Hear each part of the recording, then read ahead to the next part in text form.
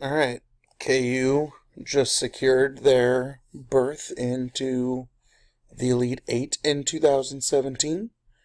I am deciding to try and record a lecture during the Xavier Arizona game, as I've got Arizona as my national champion if it's not KU in my two best brackets. So if I get distracted, that's why. So I figure there's no better of a distraction for me than to start talking about Mexico. As with the rest of the countries, we'll kind of break this into three parts: the making of the modern state, political institutions, and citizen society in the state. So, first set of notes, we're going to talk about how Mexico as we know it today became Mexico as we know it today. If we want to ask the question why studying Mexico is important, there are two primary kind of answers. First is that we can talk about a revolutionary history, and we can compare the history of revolutions in Mexico to that of other revolutions that have led to the formation of states, which is kind of everything that we talk about but the United Kingdom this semester. It allows us to look at a one-party dominant system instead of a one-party authoritarian system, and it allows us to look at a transition from authoritarianism into democracy, into authoritarianism, into democracy with a question mark. So, Mexico also allows us to look at a full-fledged economic transition from kind of an illiberal command political and economic system into what we would consider a newly industrializing country that is facing both political and economic problems still. This is another one of those Seeker Daily Test Tube News videos that kind of talk about why Mexico is powerful and should be seen as prominent in kind of modern terms, and it's about 3.5 minutes for you to watch on YouTime. So, one of the interesting elements of Mexico that has really influenced how they've evolved politically and culturally is looking at the role that geography plays in some of the challenges Mexico faces.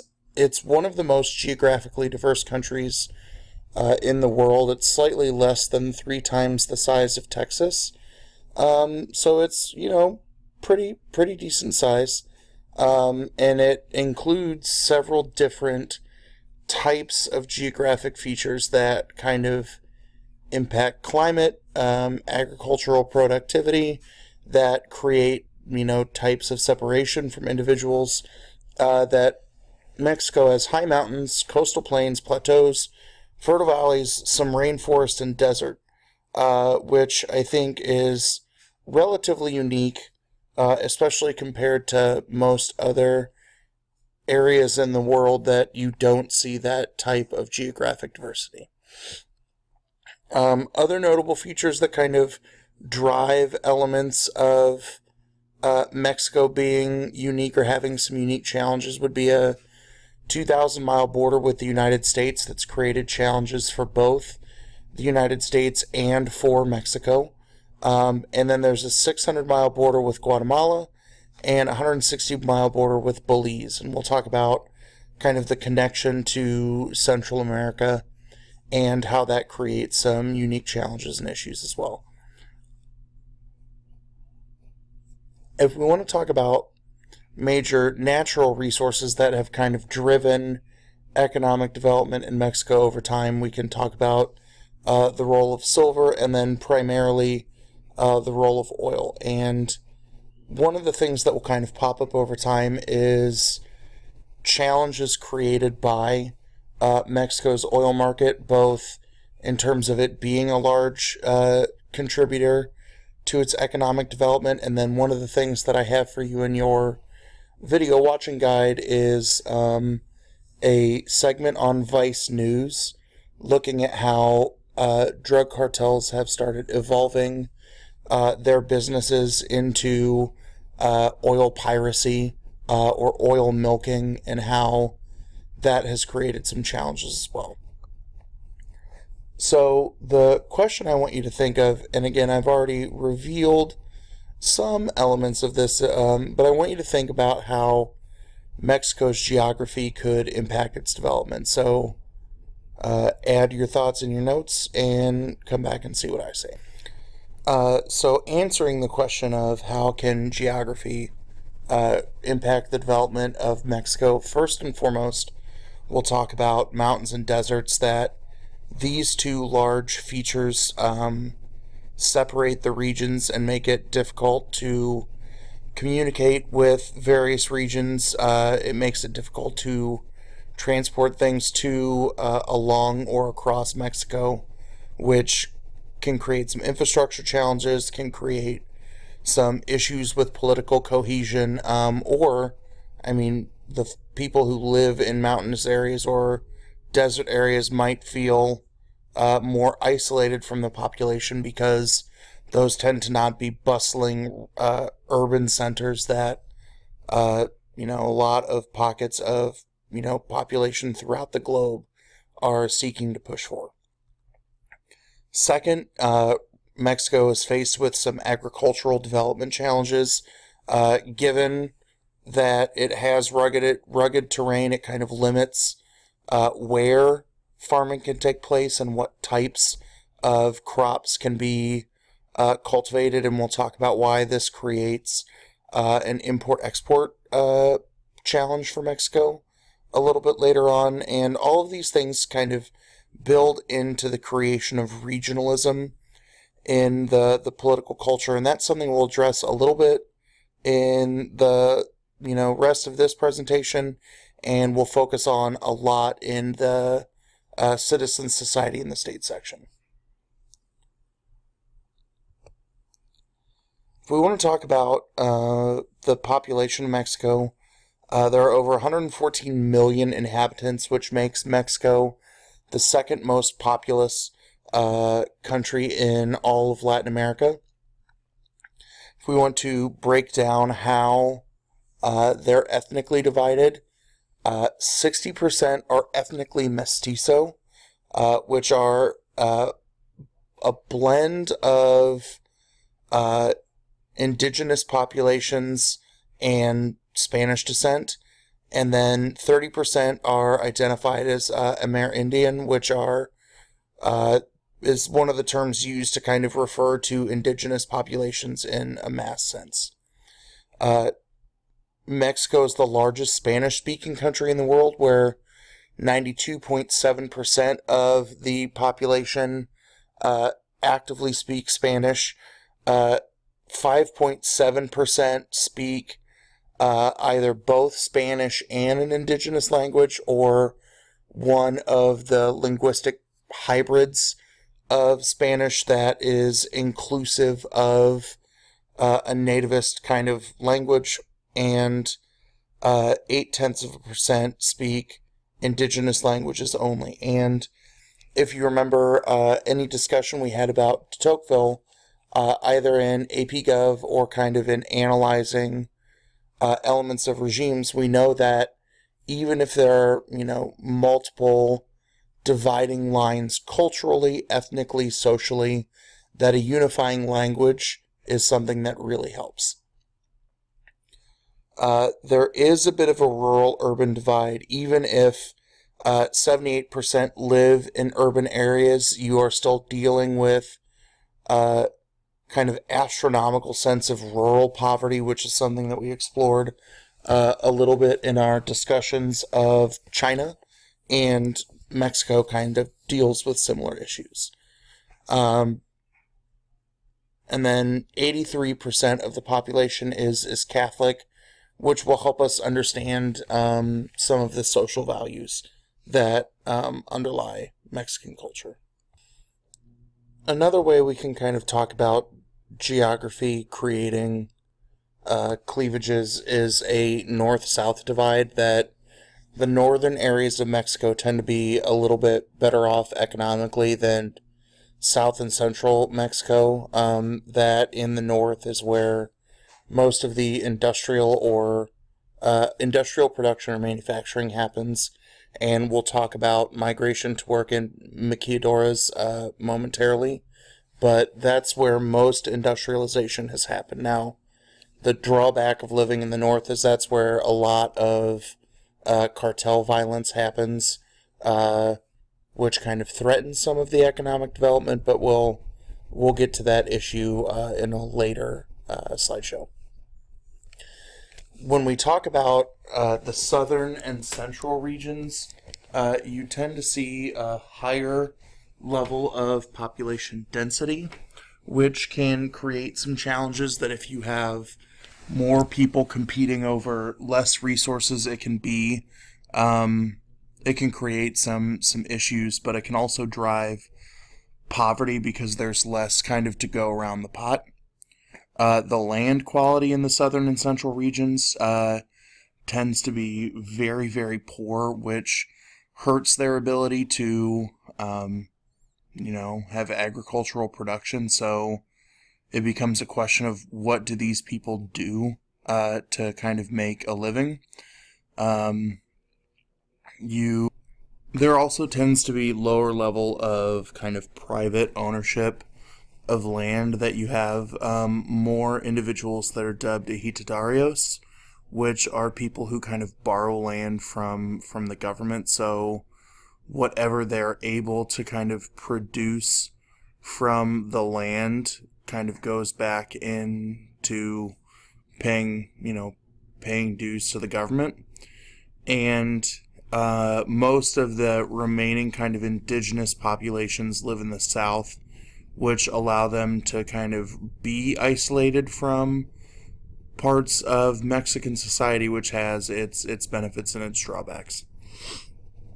Much like China has an internal migration issue with their floating population, Mexico is also dealing with internal migration issues that most people who are looking for work or looking for an economic, mode of production to kind of help care for the standard of living that they wish to have, people are migrating to the north, and they're looking for jobs in the maquiladoras.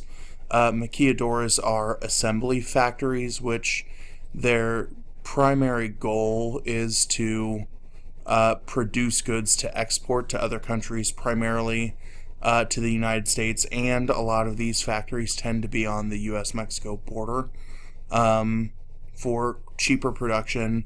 And when people can't find work at some of these maquiladoras, or they get shut down for any reasons, this is why there tends to be a high number of people who kind of lose work at these institutions or are unable to find work at these institutions, that then seek to move from Mexico into the United States. The second factor that has kind of shaped contemporary Mexican history is a post-colonial one. If we want to talk about Mexico as a colony, they were controlled by Spain for 3 centuries, which as we've kind of talked about in looking at several other countries, that colonialism is something that is kind of has a devastating impact on countries at times, and there's no greater period of chaos than when colonial rule ends, either in revolution or the colonial power kind of willingly exiting.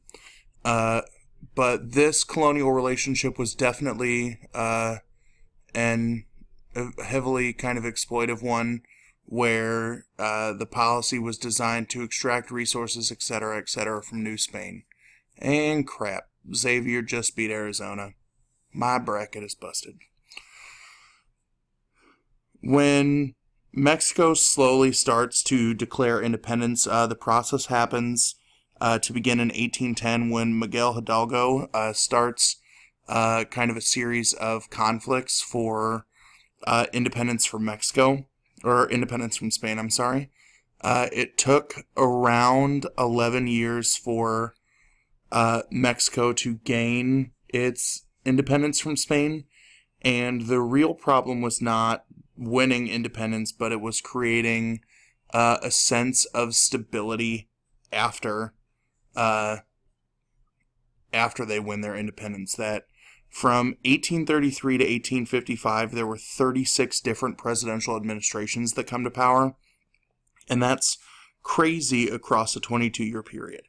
What undermined the success of some degree of a central government was that you saw the rise of caudillos. Caudillos are kind of local gangs where local kind of political strongmen had more power than the government overall, which threatened their ability to, promise stability. Excuse me. And during this time, Mexico was losing territory. For example, when they lose the kind of northern territory that we would call Texas today to the United States, that's kind of a big hemorrhage of what's Mexico. In 1848, Mexico, via a treaty with the United States, gives up what we would call the states of New Mexico, Utah, Nevada, Arizona, California, and parts of Colorado to the United States. So during this period of time, not only are they politically unstable, but they're also kind of hemorrhaging land to the United States. So the question becomes, who is responsible for kind of stopping some of the bleeding or kind of creating any kind of change away from this chaos? And the answer is the rise of Porfirio Diaz, who was the leader from 1876 to 1911. He was a dictator who was a retired military general, and he came to power through a military coup and promised that he would not serve more than one term as Mexico's president, and he was the ruler for 34 years. So, maybe based on your definition of what a presidential term would be, maybe he kept his word. But while, he rises to power through a political coup and stays in power for maybe longer than anticipated, he does bring stability. He ruled with individuals dubbed cientificos, that these were young advisors who believed in scientific and economic progress and kind of bringing that to Mexico. So if you remember our discussions of technocrats and a technocracy kind of rising in China and that Chinese model influencing other areas of the world, this is something that we see happen in Mexico, kind of great deal before that. He believed in foreign investment, primarily from the United States, that, the opening of Mexico as a market to the United States led to rapid growth and rapid economic development. And he wanted to make sure that the new influx of wealth did something to better Mexico, but it didn't ensure that everybody would benefit, that this became a rich get richer and a poor get poorer kind of scheme, which fuels the fire for a later revolution in Mexico, right? As we talked about with Russia, as we talked about with China, when, the poor get poorer, and, people primarily in rural areas or industrial areas feel disaffected by government or economic change, they are going to be easy individuals to sway to kind of challenge the government.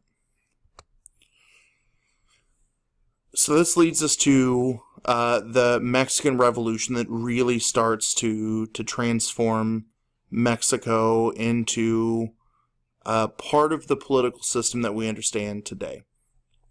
In 1910, a cluster of reformers sought to end the dictatorship, and some of this comes from Diaz promising to retire and opening an election for president. So you have a couple of people start to kind of rise to power in the name of becoming the next president. That you see Maduro, who names himself as a candidate, and he's backed by a lot of reformers, and there were still people who kind of weren't happy with the process of change, and Diaz thought Maduro was too much of a reformer, was too much of a radical departure away from what he wanted to do. So Diaz actually cancels the election fairly late into the game, and he was unsuccessful in trying to end the election, which leads to Maduro being elected. It leads to Diaz being exiled from Mexico, and this did not do much to kind of quell revolutionary tensions that Maduro, after his election, had to call on the military to try and stop some of these revolutionaries, because what the retirement of Diaz and the election of Maduro failed to do was deal with the Caudillos, right? That these gang leaders, these, political strongmen who all thought they maybe had a sense of entitlement to rule. And these Caudillos really had a lot of backers, because we saw kind of patron-client benefits show up, that you had people benefiting from these rulers. So while Diaz brought stability, even if it was not proportionate change for everyone, there were people who were not happy, but there were people who also thought they might have lived better under Diaz kind of continuing power. In 1913, Madero is assassinated, and we see kind of Mexico boil over into an all-out civil war. During the Civil War, right, you have the Caudillos challenging each other for power, but then you also have these revolutionaries that are still kind of big in Mexican folklore today, that really challenged the power structure. So Emiliano Zapata led peasants in the central and southern states. He created an agrarian manifesto that tried to kind of create reform, that, much like we saw people promise land to peasants, he got more people to kind of join forces, in the name of this fight, in the name of ownership of property, and a lot of people kind of join him in the name of power. You also see the rise of Francisco Villa in the north. We know him better by the name of Pancho Villa, and he was kind of successful at bringing together the military and warlords to be a change more for good than for bad. So the end point of the revolution becomes the birth of the Constitution of 1917, that there were so many different factions at play during the Mexican Revolution that they had to kind of create a lot of promises to a bunch of different groups to appease them, to kind of keep them happy, and to bring peace and stability to Mexico. So some of the guarantees you saw were agrarian reform, change in farming and labor practices in that sector. You saw the birth of kind of social welfare and social security. You saw a defined right to unionize or, have political and economic organization. You saw minimum wage. You saw the manifestation of the 8-hour workday. You saw universal secular education, right? Because if education is key to economic development, then everybody should have a right to education. And then you see adult male suffrage, and women do not get the right to vote in Mexico, at least in national elections, until 1958. Second, you see the name of foreign development kind of limited, because while some people were benefiting from foreign development, right, that others felt these external imperial and economic powers were kind of threatening the livelihood. So you see a lot of foreign powers kind of kicked out of Mexico, because the Constitution says only Mexican citizens and or the Mexican government could own land or rights to other natural resources, which leads to the development of some command economic structures that we'll talk about later. One of those being the groundwork for a nationalized, privatized kind of oil sector that is still controversial to this day. Catholicism also was limited in the Constitution, which is something that you might find odd, that if 82% of the Mexican population is Catholic, you think they would be okay with a little bit of a fusion of the state and the church, but actually, you see a wave of anti-clericalism, which is kind of a rejection of church power or the power of the clergy in politics. That part of this anti-clerical movement, you see wealth seized from the church, you see land seized back from the church, that you see kind of an elimination of church and state being tied together.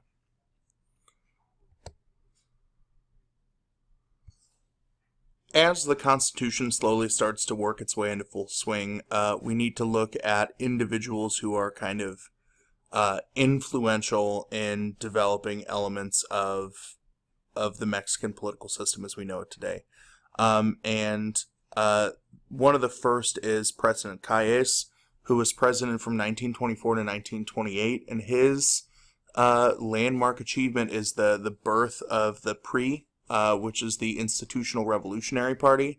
And the reason why knowing this is important is because, at the beginning of this I said it's important to understand Mexico because they are a one-party dominant system where, multiple political parties came into existence, but you have one party who is able to rig the game in their favor in the name of staying in power.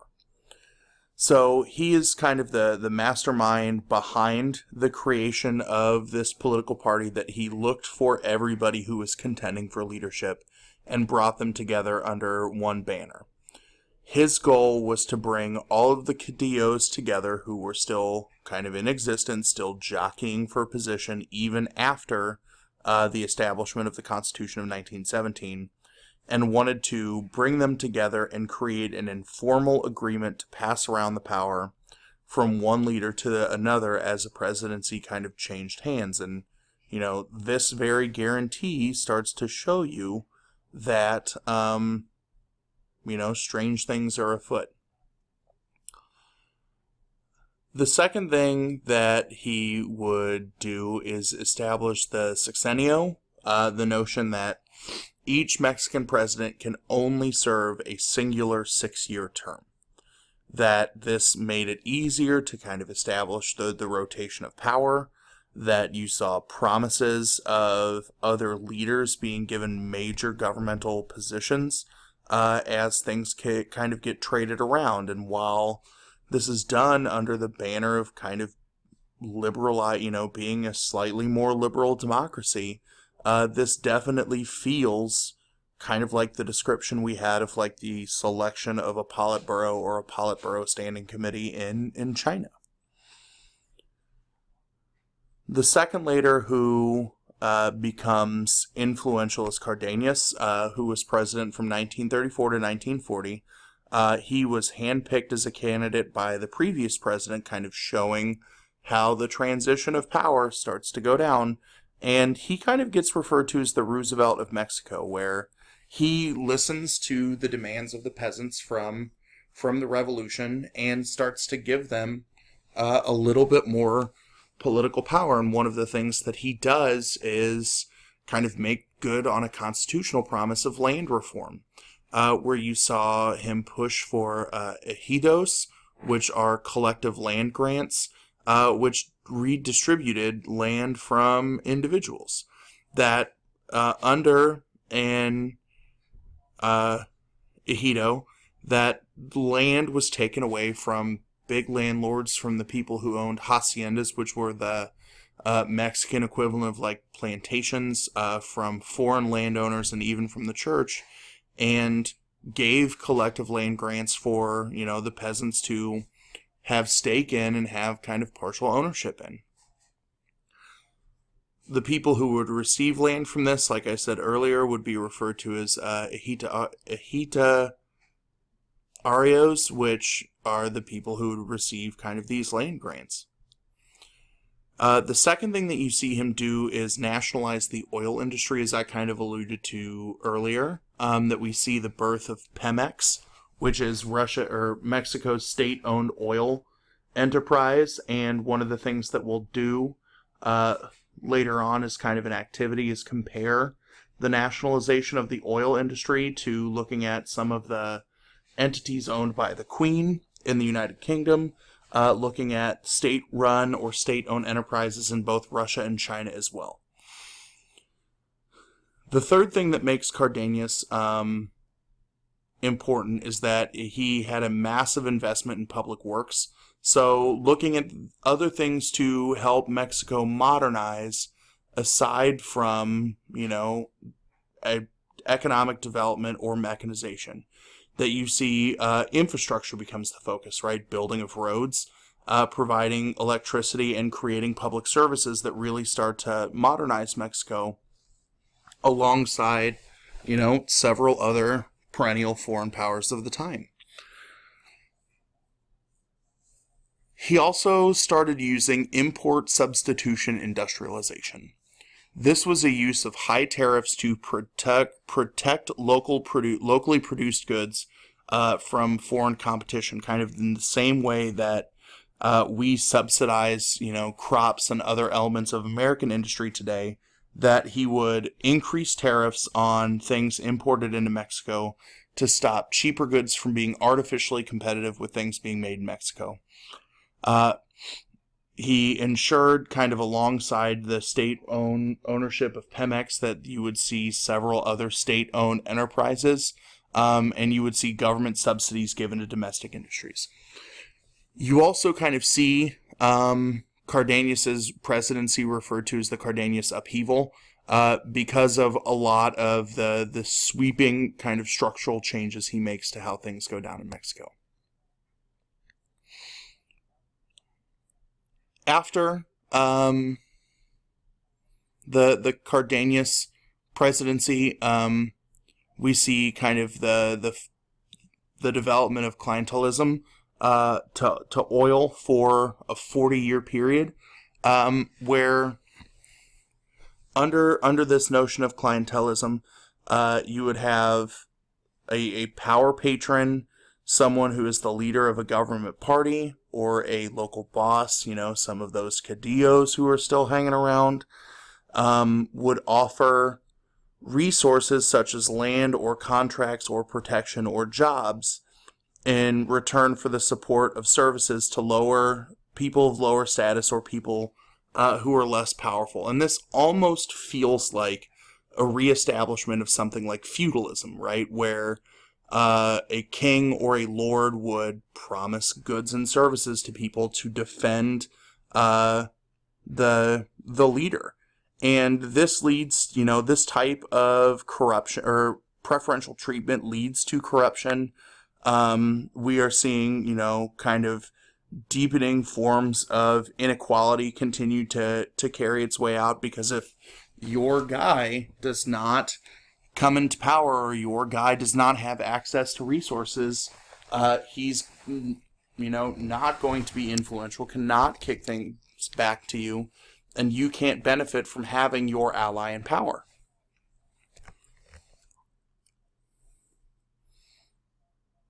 You also see a lot of issues with the state-run oil industry that you see that, Mexico deals with some problems because of an inconsistent access to an oil supply. You see problems in Mexico because of rapidly fluctuating oil prices during this, and you start seeing people kind of recall Mexico's debt, that Mexico goes through kind of a economic boom with their oil market in a period of time that's known as the Mexican Miracle. And during the Mexican Miracle, you see a lot of, the development that we saw focused on under President Cardenas, but when foreign entities started kind of recalling debt, or people wanted the Mexican government to pay them back as well, that it kind of, shut a lot of that positive form of development down in Mexico. After kind of this economic crisis, you see two consecutive presidents, Miguel de la Madrid and Carlos Salinas, who both kind of push for neoliberalism, right? The economic philosophy that we talked about under Margaret Thatcher, where we see a radical kind of withdrawal of government from several sectors of industry, that the notion of import substitution starts to end. We see kind of a huge push for free markets, for privatization and limited government intervention in the economy. And the exception to this rule becomes Pemex. That becomes one of the last trappings, the last holdings on to of the Mexican government, which will create some issues that we'll talk about again later on. As Mexico is kind of pushing for this reform process, you're seeing, the negotiation of NAFTA, the North American Free Trade Agreement, that committed Mexico, the United States, and Canada to the elimination of trade barriers between them. NAFTA is something that's kind of much championed by the left in the United States and much maligned by the right in the United States, because it's, arguably both helped and hurt a multiplicity of economic sectors. And Mexico definitely gained from NAFTA. We see the birth of a lot of different industries, right? That this kind of revitalizes elements of Mexican farming because they can now export and import goods for cheaper, which helps deal with some of their food crisis problems. We see a revitalization of manufacturing, where you start seeing like parts of the auto industry move into Mexico, and you're seeing kind of economic growth, especially in Mexico, come from the negotiation of NAFTA. And we'll talk about the legacy of NAFTA kind of in the latter part of all of the lectures that we'll look at.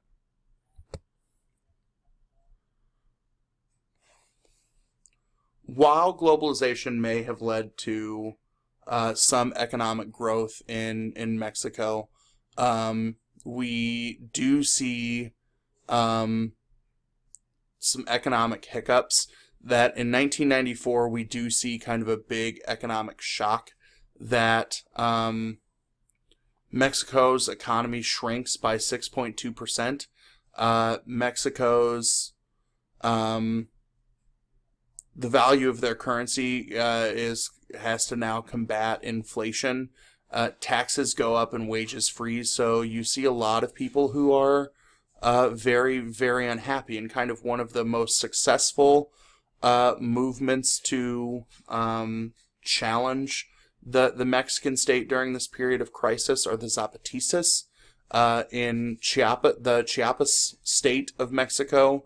You see 4 towns seized by a group known as the Zapatistas, also the EZLN, and they demanded more access to land, more kind of protections of democracy, more rights for indigenous peoples, and a repeal of NAFTA.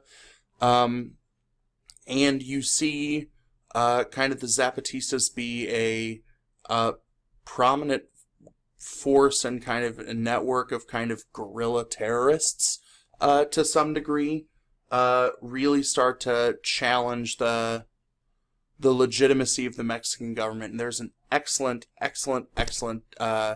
documentary that I recommend you watch. It's called A Place Called Chiapas, that kind of talks about the Zapatista, that we tend to see them as these masked individuals, and, people, like I did a second ago, say, they perpetrate acts of terror. But if you listen to their arguments as to why they should be, represented, or you listen to their demands, it does kind of harken back to the arguments of kind of Emiliano Zapata during the Mexican Revolution, and kind of during that Civil War period. And, these people didn't play around. Kind of one of their most notable impacts on the political process was the assassination of a pre-presidential candidate in 1994, to kind of prove their point and their kind of growing strength. And we'll talk about them again when we look at kind of protests and acts of violence as, a means of participation in the final set of notes.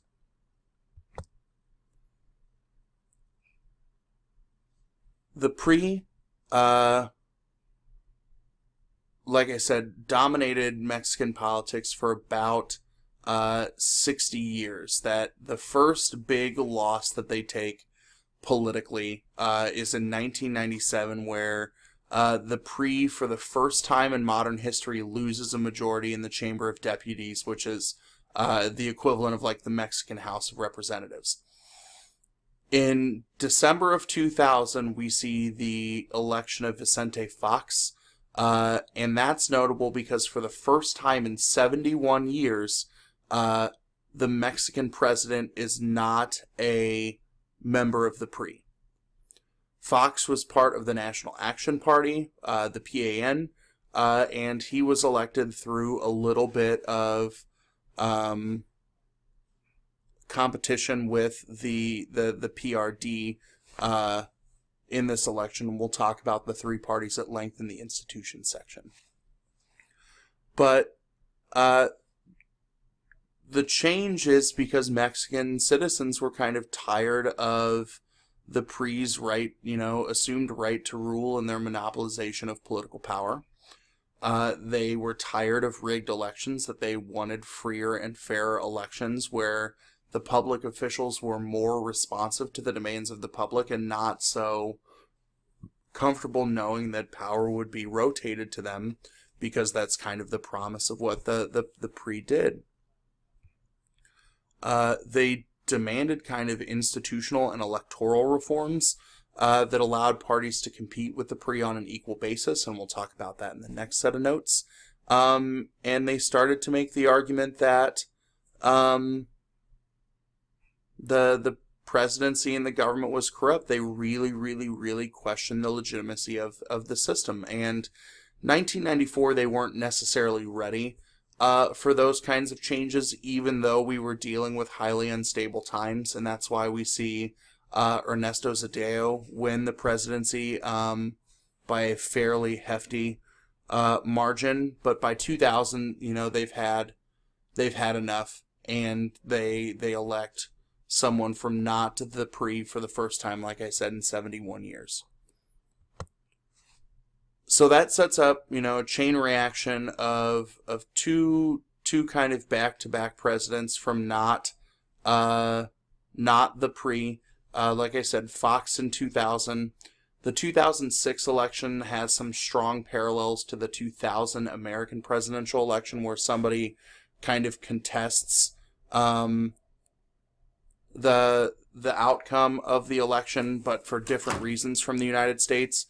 So you had two presidents from the PAN party in a row. You had Felipe Calderon, who was president from 2006 to 2012, but because of Obrador contesting the election and people kind of talking about votes being stolen and that kind of stuff, he had to deal with some legitimacy issues, which is why we don't talk a lot about, the contribution of someone like Felipe Calderon to modern Mexican politics. But it was funny that when I bought chose the textbook we did for adoption, it, really started to talk about how, the PRI was dead, that we would see kind of competitive elections bounce back and forth between party and group and party and group and party and group, that the PRI might have a lot to do before they, rose to power again, and then lo and behold, in 2012, Peña Nieto wins, the current Mexican president, who is a member of the PRI. So this is something that we will talk about at length when we kind of look at contemporary challenges in Mexican politics, in kind of the latter section of this. So this kind of sets you up with knowing about some of the tumultuous political and economic history of Mexico. We'll look at how some of their institutions can both cause problems and be the remedy to the problems. And then ultimately in the third section, we'll kind of look at what role the citizen has in this, how they, benefit from the system, or how they, want to challenge or are upset with the current system.